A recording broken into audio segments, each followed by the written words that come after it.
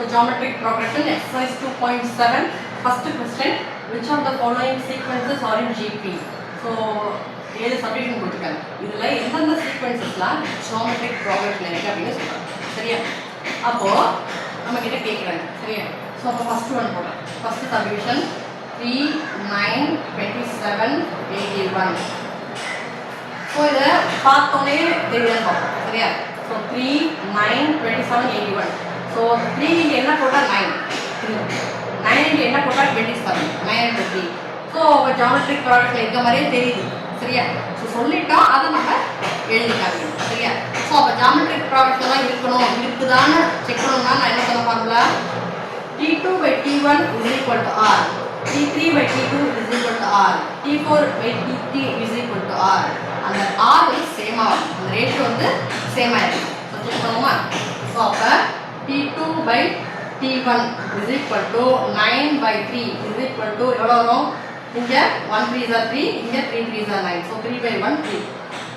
அதே மாதிரி T3/T2 third term by second term is equal to 27/9. சரியா? ஸோ 9 டேபிள் எடுக்கணுமா? ஸோ எந்த டேபிள் எடுக்கணும் அது மைண்டில் வச்சுக்கணும். So 9 1s are 9, 9 3s are 27. So 3 divided by 1 3. அப்புறம் T4/T3 is equal to இது T4 இது T3. ஸோ 81/27. சரியா? 9 டேபிள் எடுக்கும். சரியா? So 9 3s are 27, 9 9s are 81. சரியா? ஸோ 9/3 திரும்ப 9/3 3 டேபிளில் வருது. ஸோ 3 டேபிள் எடுத்தோம்னு சொன்னால் 3 1s are 3, 3 3s are 9. திரும்ப அடிக்க முடியாது. So 3/1, 3 divided by 1. So 3 divided by 1 3. So அப்போ இதெல்லாமே T2/T1 வந்து R, T3/T2 T3/T2 R, T4/T3 R தான். அந்த R அந்த ரேஷியோ வந்து ஒரே மாதிரி தான். சரியா? ஸோ அப்போ since ratios between consecutive terms are equal, so given sequence which is GP. So ratios between consecutive terms அர்த்தம் consecutive அர்த்தம் அடுத்தடுத்து. சரி இருக்கா? அடுத்தடுத்து terms அந்த ரேஷியோ இருக்குல்ல, அது என்ன இருக்கு? ஆர் ஈக்குவல்னா சேமாக இருக்குது. ஸோ தப்போ அந்த given sequence is GP. அதனால் இந்த கொடுத்துருக்க சீக்வன்ஸ் ஒரு ஜியோமெட்ரிக் ப்ராக்ரஷன். சரியா? ஸோ அப்போ என்ன அர்த்தம்? என்ன அர்த்தம்? இதோட 3 மடங்கு இது, இதோட 3 மடங்கு இது. அதாவது இந்த 3 தடவை எழுதி ஆட் பண்ணியிருக்காங்க, இதை 3 தடவை எழுதி ஆட் பண்ணியிருக்காங்க. இது 3 தடவை வந்திருக்கு, இது 3 தடவை வந்திருக்கு. அதான் இருக்கு. சரியா? ஓகே. Second subdivision. ஸோ 444, 444, 4444 இப்படி போயிட்டு ஒரு ஜியோமெட்ரிக் ப்ராக்ரஷன் பார்ப்போமா? ஸோ 44/4 11. ஸோ 444/44 கிட்டத்தட்ட பார்க்க ஒரே மாதிரி இருக்க மாதிரி இருக்குது. இது ஒரு சீக்வன்ஸ், அது ஜியோமெட்ரிக் ப்ராக்ரஷன் மாதிரி பார்க்கறதுக்கு தோணுது. செக் பண்ணுவோமா? ஸோ அப்போ செக் பண்ணுறதுக்கு என்ன பார்க்கலாம்? T2/T1 is equal to எவ்வளோ இருக்குது? இது T2 இது T1. So 44/4 is equal to simplify பண்ணணும்னு வச்சுக்கோ. என்ன வரும்? 4 டேபிள் இருக்கும். 4 1s are 4, அப்புறம் இங்கே 4 1s are 4, 4 1s are 4. So 11/1 11. அப்புறம் T3/T2 அப்படின்னா T3 இது T2 இது போடுவோமா? Is equal to 444/44. ஸோ இது எந்த டைம் அடிக்க முடியும்னா இங்கே 11 டைம் அடிக்கலாம், இங்கே 11 டைம் அடிக்க முடியாது. ஸோ 4 11s are 44 வரும், இங்கே டிவைட் ஆகாது, ரிமைண்டர் வரும். சரியா? ஸோ இப்போ 44 அடிக்கிறேன்னு வச்சுக்கோ, இங்கே 44 அடிச்சிடலாம், இங்கே 44 அடிப்பேன், இங்கே ரிமைண்டர் வரும். ஸோ கேன்சல் பண்ண முடியல. சரியா? ஸோ அப்போது இங்கே என்ன ஆகுதுன்னு சொன்னால், இங்கே வந்து 11 இங்கே வரல, இங்கே உள்ள ரேஷியோ இங்கே வந்து என்ன சொல்லியிருக்காங்க? ஸோ இதுக்கும் உள்ள ரேஷியோ வந்து 11, ஆனால் இதுக்கும் உள்ள ரேஷியோ வந்து சேமாக வரல. சரியா? 11 வரல. ஸோ அப்போது since ratios between consecutive terms are not equal, therefore given sequence is not a G. ஓகேவா? ஸோ அந்த ரேஷியோ சேமாக வரலைங்கிறதுனால இது ஒரு சீக்வன்ஸ் தான். ஆனால் அது ஒரு ஜியோமெட்ரிக் ப்ரோக்ரஷன் கிடையாது, ஒரே மடங்கள் போகலை. அதான் சரியா? Third subdivision 0.5 0.05 0.005. சரியா? பார்க்கணும் ஒரே மாதிரி போகிற மாதிரி இருக்கு. சரியா? ஜியோமெட்ரிக் ப்ராசஸ்லாம் இருக்கிற மாதிரி தெரியுது. செக் பண்ணுவோமா? ஸோ இதெல்லாம் அப்படியே வச்சுட்டு என்ன அனுசரிச்சு எழுதுறதுன்னு சொல்லுவோம். ஓகே. ஸோ அப்போ எப்படி செக் பண்ணுறது? T2/T1 எனக்கு கிடைக்குமா? ஸோ T2னா இது. So 0.05 by T1 0.5. சரி, ஓகே. எனக்கு பாயிண்ட் வச்சு கேன்சல் பண்ண கஷ்டமாக இருக்கும். ஸோ பாயிண்ட்டை ரிமூவ் பண்ணணும். ஸோ அப்போ இந்த பாயிண்ட்டை என்ன பண்ணணும்னு சொன்னால் இந்த பக்கம் வந்துக்கலாம். 5 பாயிண்ட் நம்ம சொல்ல மாட்டோம், வெறும் 5 தான் சொல்லுவோம். ஸோ அந்த பக்கம் மூவ் பண்ணணும். ஸோ ரைட் சைடில் மூவ் பண்ணணும்னு சொன்னால் என்ன பண்ணணும்னால மல்டிப்ளை பண்ணணும்.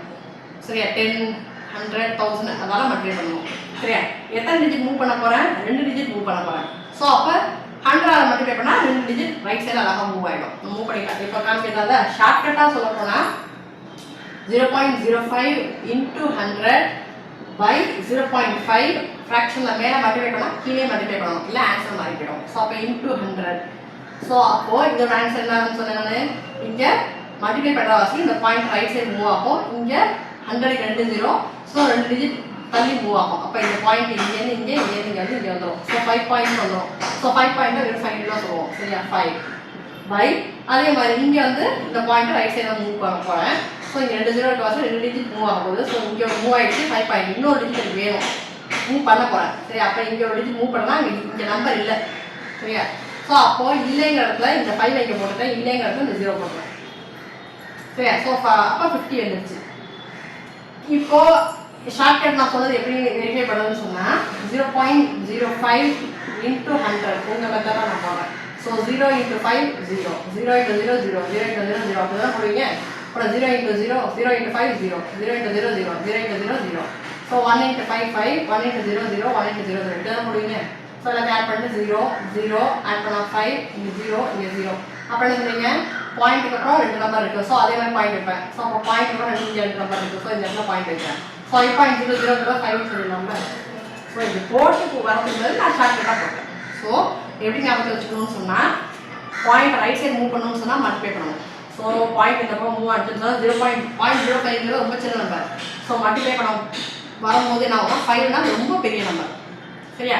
ஸோ அப்போ பெருசாகணும்னு சொன்னால் மல்டிப்ளை பண்ணணும். இப்படி ஞாபகம் வச்சுக்கணும். பெருசாகணும்னு சொன்னால் right hand side. Right hand சைடில் தான் ரைட் ஹேண்டில் தான் இருக்கணும். நம்ம நிறைய வேலை பார்ப்போம். சரியா? ஸோ அப்போது பெருசாகணும்னு சொன்னால் right hand side right hand side move பண்ணணும்னு சொன்னால் என்ன பண்ணணும்னா மல்டிப்ளை பண்ணணும். அதுக்கப்புறம் லெஃப்ட் சைடு மூவ் பண்ணணும்னு வச்சுக்க. சரியா? டிவைட் பண்ணணும். எப்படி ஞாபகத்தை வச்சுக்கணும்னு சொன்னால் லெஃப்ட் சைடில் கம்மியான வேலை செய்வோம்ல. ஸோ டிவைட் ஆகும்போது நம்பர் சின்னதாக மாறும். ஸோ அப்படி ஞாபகத்தை வச்சுக்க. ஸோ ரைட் சைடை மூவ் பண்ணணும்னு சொன்னால் மல்டிப்ளை பண்ணணும். சரியா? ஸோ ரைட் ஹேண்டில் நிறைய வேலை செய்கிறதுனால மல்டிப்ளை பண்ணணும். அப்புறம் லெஃப்ட் சைடில் மூவ் பண்ணணும்னு சொன்னால் டிவைட் பண்ணணும். லெஃப்ட் ஹேண்டில் கம்மியான வேலை செய்வோம். ஸோ டிவைட் பண்ணும்போது சின்னதாக வந்துடும். ஸோ அப்படி ஞாபகம். ஸோ அப்போ 5/50 வந்துச்சு. அதுக்கப்புறம் இது சிம்பிளிஃபை பண்ணணும்னு வச்சுக்கோங்க. இப்போ என்ன வரும்? 5 டைம் ஆகிடுச்சா? இங்கே 1 5 இந்த 0 வந்து 5 டிவைட் பண்ண முடியாது. ஸோ 0 இங்கே 5 டிவைட் பண்ணி வச்சுக்கோ 1. ஸோ அப்போ 1/10. ஸோ 1/10. ஸோ 10ன்னு சொன்னால் இப்படி நினச்சிக்கோ. 10ன்னு சொன்னால் 10 மடங்கு ஆகுது அர்த்தம். 10 தடவை திருப்பி வந்துருக்கணும் அர்த்தம். ஆனால் 1/10ன்னு சொன்னால் 10 மடங்கு குறைஞ்சிருக்கு. 10ன்னு சொன்னால் 10 மடங்கு கூடி இருக்கு. 1/10னா 10 மடங்கு குறைஞ்சிருக்கு. சரி, அடுத்தது T3/T2 போடுவோமா? ஸோ T3னா இது. So 0.005 by 0.05. ஸோ இப்போ தான் நான் சொன்னேன், இந்த பாயிண்ட் வச்சு அடிக்கிறது கஷ்டமாக இருக்கும். ஸோ அப்புறம் என்ன பண்ணணும்? இந்த பாயிண்ட் ரைட் சைடு மூவ் பண்ணணும். So right hand side move பண்ண போகிறேன்னு சொன்னால் ரைட் ஹேண்ட் சைடில் நம்ம நிறைய வேலை செய்யும். ஸோ நிறைய வேலை செய்யணும்னு அர்த்தம் நான் மல்டிப்ளை பண்ணணும். ஸோ நிறையனா பெருசாகுது. ஸோ பெருசாகுதுன்னா மல்டிப்ளை பண்ணணும். ஸோ அப்போ எத்தனை டிஜிட் மூவ் பண்ணணும்? 1 2 3. ஸோ அப்போ எதாவது மல்டிப்ளை பண்ணணும் 1000. ஸோ அப்போது 0.005 into 1000 by மேலே ஏதாவது மல்டிப்ளை பண்ணணுமோ அதே தான் கீழே மல்டிப்ளை பண்ணணும். ஸோ into 1000 இது 0.05 into 1000. சரியா? சரி, ஓகே. ஸோ அப்போ என்ன ஆகும்? 1000 வாசி 3 டிஜிட் தள்ளும். அதாவது பாயிண்ட் வந்து 3 நம்பர் தள்ளி வரும். ஸோ அப்போ 1 2 3 5 பாயிண்ட் வரும். ஸோ 5 பாயிண்ட் வந்து 5 எழுதுவோம். அதே மாதிரி இங்கே 1 2 சரியா, இந்த 5 கிட்ட வந்துருச்சு. இன்னொரு நம்பர் எனக்கு வேணும், இன்னொரு நம்பர் தாண்டி போகும்போது அங்கே நம்பர் இல்லைங்கிறது 0 பண்ணும் சரியா. ஸோ அப்போ இதை சிம்பிள் வேணுமா. ஸோ 5 டேபிள் இருக்கும். 5 50 5 டேபிள் வருது. ஸோ அப்போ 1 5s are 5. 0 வந்து 5 வெயிட் பண்ண முடியாதுன்றா 0 சரியா. இல்லைன்னா 10 5s are 50 போடணும். இந்த இடத்துல என்ன பண்ணணும்னு சொன்னால் 5ன்னு சொன்னால் 5 எத்தனை டைம் இருக்கும், 1 டைம் இருக்கும். 0னா எங்கிட்ட ஒன்றுமே இல்லைங்கிறப்ப எடுக்க முடியாதுங்கிறதுனால இந்த 0 போட்டாங்க. அதுக்கப்புறம் இங்கே 5 1s are 5 1/10 வந்துச்சு.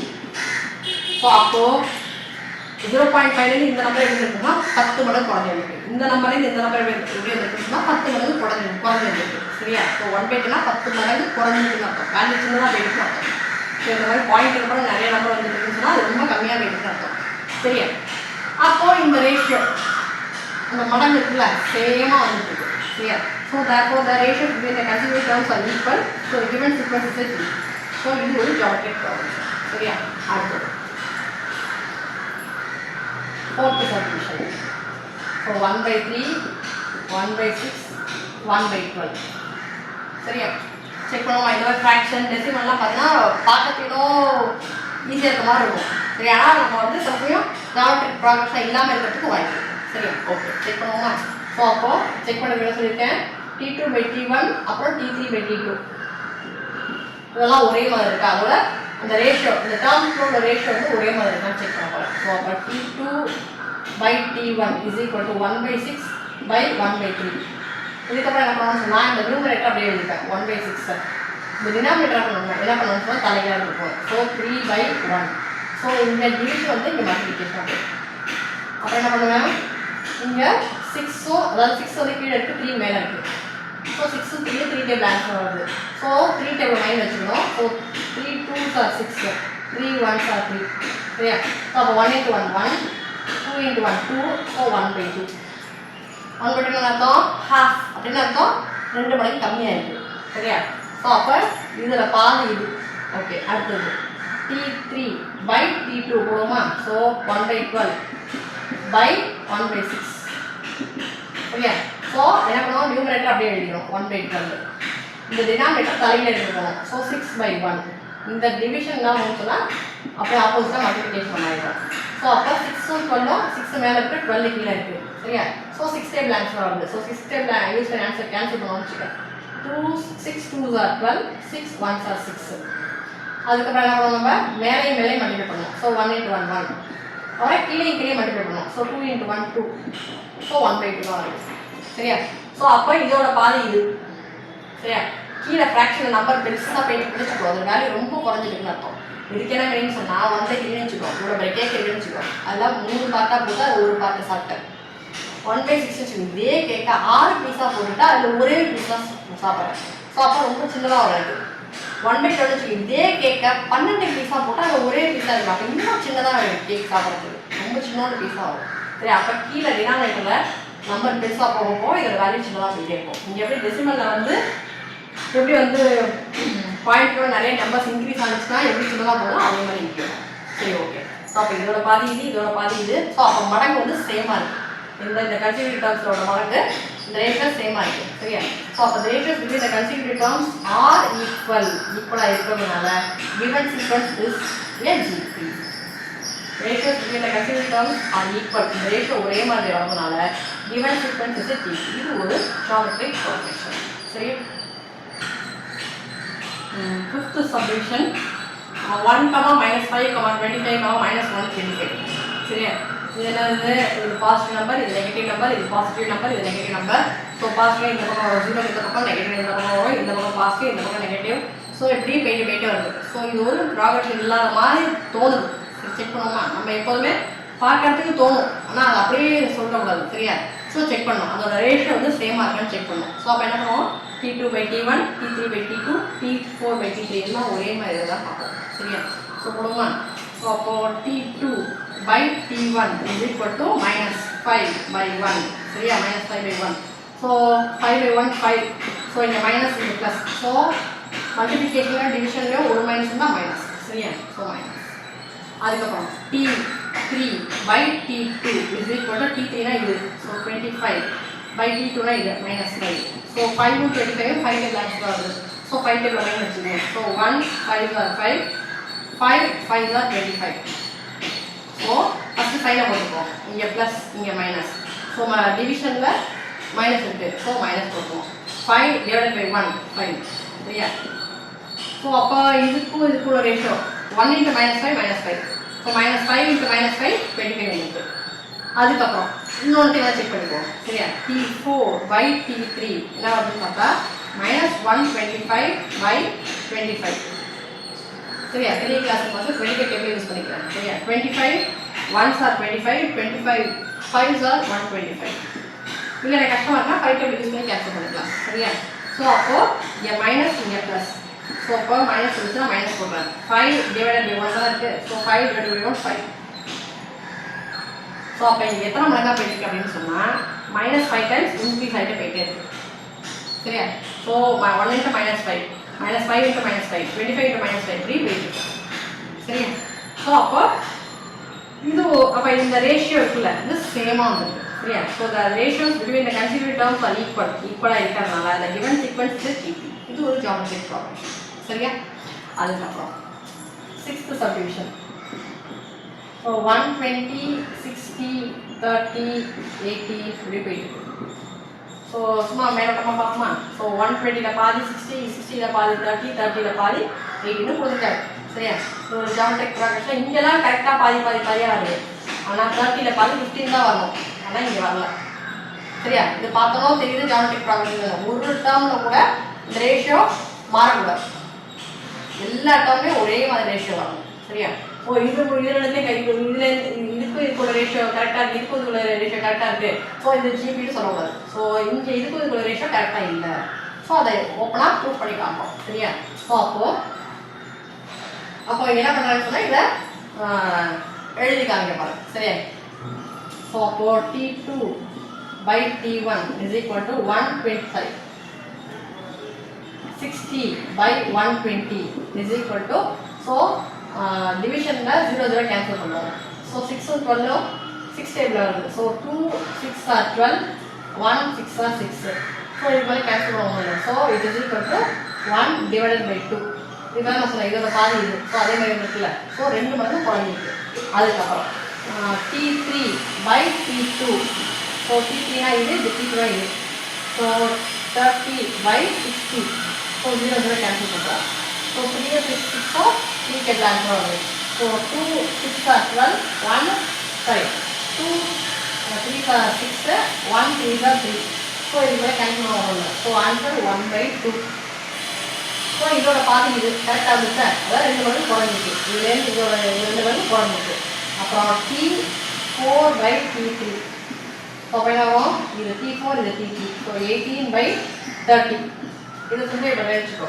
ஸோ 18 30 6 டேபிள் ஆன்சர் ஆகும் ஸோ 6 மைண்ட் வச்சுக்கேன் ஸோ 5 6 are 30 அப்புறம் 6 3s are 18 இதுக்கு மேலே கேன்சல் பண்ண முடியாது சரியா ஸோ ஆன்சர் 3 by 5 ஸோ இங்கே ரேஷியோ மெயின்டைன் ஆகுது ஆனால் இந்த 18 இருக்குல்ல இதில் இங்கே வந்துருக்குல்ல அதோட ரேஷியோ சேமாக இல்லை சரியா ஸோ அப்போ இங்கே 1/2 இங்கே 1/2 இங்கே 3/5 இருக்குது ஸோ அப்போ ஒரு இடத்துல தான் ரேஷியோ மாறக்கூடாது எல்லா டேர்ம்ஸும் ஒரே மாதிரி ரேஷியோ வரணும் ஸோ அப்போது இந்த ratio between consecutive terms R not equal இந்த இல்லை நாட் ஈக்குவலாக இருக்கிறதுனால given sequence is not a GP இது ஒரு ஜியோமெட்ரிக் ப்ராப்ளமும் கிடையாது சரியா ஸோ 7th சப்டிவிஷன் 16 4 1 1/4 வந்துருக்கு சரியா ஸோ 16லேருந்து 4 வந்து என்ன ஆகுது குறைஞ்சிருக்கு 4லேருந்து 1 குறைஞ்சிருக்கு 1லேருந்து 1/4 குறைஞ்சிருக்கு சரியா ஸோ ஒரே மாதிரி குறைஞ்சிட்டு தான் பார்ப்போம் சரியா ஸோ அப்போது செக் பண்ணுவோமா so T2 by T1 T2 இது T1 ஆகிடுது so 4 by 16 so 4 16 4 table answer ஆகுது ஸோ 4 மைண்ட் வச்சுங்க 4 4s are 16 4 1s are 4 இதுக்கு மேலே கேன்சல் பண்ண முடியாது ஸோ ஆன்சர் 1/4 அதே நேரத்தில் 4 மடங்கு குறைஞ்சிருக்கு அப்புறம் இது எடுத்து செக் பண்ணுவோமா so T3 by T2 so அப்போ 1/4 இதுக்கு மேலே ஒன்றும் பண்ண முடியாது ஸோ இது என்ன சொல்கிறது இதுலேருந்து 4 மடங்கு குறைஞ்சி 4 வந்து 4 மடங்கு குறைஞ்சி 1 வந்துருக்கு அதுக்கப்புறம் T4 by T3 ஸோ இதான் T4 இது T3யா. So 1/4 by 1. ஸோ ரொம்ப சிம்பிளாக பார்க்குறத எந்த நம்பரையும் ஒன்றால் டிவைட்னா அதே நம்பர் தான் 1/4. இல்லை வேறு விதமாக சொல்கிறாங்க 1/4 டிவைடட் பை 1 அப்படின்னு வச்சுக்கோ. இந்த நியூமரேட்டர் அப்படியே எழுதுறோம் 1/4. இந்த 1 வந்து இப்படி எழுதிக்கலாம் 1/1 எழுதிக்கலாம். தலையில் போகும்போது இன்டூ இந்த டிவிஷன் வந்து மல்டிபிகேஷன் ஆகிடும் 1/1. இந்த 1 மேலே போய் இந்த 1 கீழே வந்துடும். சரியா? ஸோ அப்போது இதுக்கு மாதிரி கேன்சல் பண்ண எதுவுமே இல்லை. ஸோ 1 × 1 1, 4 × 1 4. இப்படி போகிறதுக்கு மாதிரி டேரக்டாக இல்லை எந்த நம்பரை ஒன்றால் டிவைட் பண்ணணும் அதே தான் வரும். சரியா? ஸோ அப்போது 1/4 தான் வந்துருக்கு. ஸோ அப்போது இங்கேருந்து இங்கே 4 மடங்கு குறைஞ்சிருக்கு, இங்கேருந்து இங்கே 4 மடங்கு குறைஞ்சிருக்கு, இந்த டேர்ம் 4 மடங்கு குறைஞ்சிருக்கு. கரெக்டாக வந்துருக்கு அந்த ரேஷியோ. சரியா? So therefore the ratios between consecutive terms are equal. The given sequence is equal. சரியா? ஸோ கொடுத்துருக்கிறது வந்து ஒரு ஜாமெட்ரிக் ப்ராக்ரஷன் அப்படின்னு செக் பண்ணுறதுக்கு இந்த ஃபார்முலா யூஸ் பண்ணிக்கலாம். T2/T1 is equal to R, T3/T2 is equal to R, T4/T3 is equal to R. So அப்போ கொடுத்துருக்கிறது ஜாமெட்ரிக் ப்ராக்ரஷன் அப்படின்னு கண்டுபிடிக்கிறதுக்கு இந்த ஃபார்முலா யூஸ் பண்ணி இந்த ரேஷியோ மெயின்டைன் ஆகும்னு செக் பண்ணுவோம். சரி, இந்த ஃபார்ம் முடிச்சு